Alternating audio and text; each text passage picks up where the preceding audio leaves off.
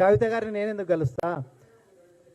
కాదు, మేము ఒకటే చెప్తున్నాము అశోక్ అన్న, ఈరోజు జరుగుతున్నటువంటిది అంతర్గతంగా రాజకీయము, వాళ్ళ దాంట్లో ఏం జరుగుతుందో నేను అన్నా.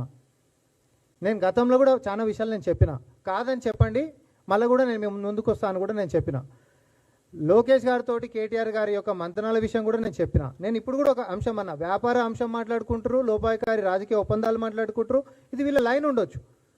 ఇంకొక వ్యక్తి బీఆర్ఎస్ పార్టీ పగ్గాలు నావే అంటున్నటువంటి వ్యక్తి ఇంకొక బీజేపీ లైన్లు పట్టుకొని కేటీఆర్ గారిని ఇరకాటంలో పెట్టేటటువంటిది ఈ అంశాన్ని లేవనెత్తుతున్నారు అంటున్నా నేను. ఈ అంశంలో రేపొద్దున కేటీఆర్ గారి గిట్ట ఇరుకుతే లోకేష్ గారు నేను 10 సార్లు కలుస్తా అనంటే ఇప్పుడే మీకు ఇమేజ్ మంచిగా వస్తుంది, ప్రజల్లో మంచి పేరు వస్తుంది, మీరు బాగుండాలనే మేము కోరుకుంటాము.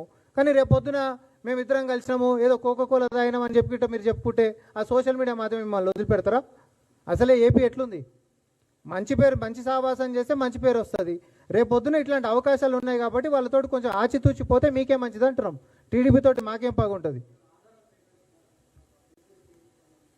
ఇప్పుడు ఆధారాల సంగతి అంటలే, నేను అంశాల గురించి అయితే నేను చెప్పిన, అవన్నీ అబద్ధమా నిజమా అనేటటువంటిది మీరు బయట కొంచెం ఇన్వెస్టిగేట్ చేస్తే మీకే తెలిసిపోతుంది. అవును కదా రామ్మోహన్ చెప్పింది అయిందని.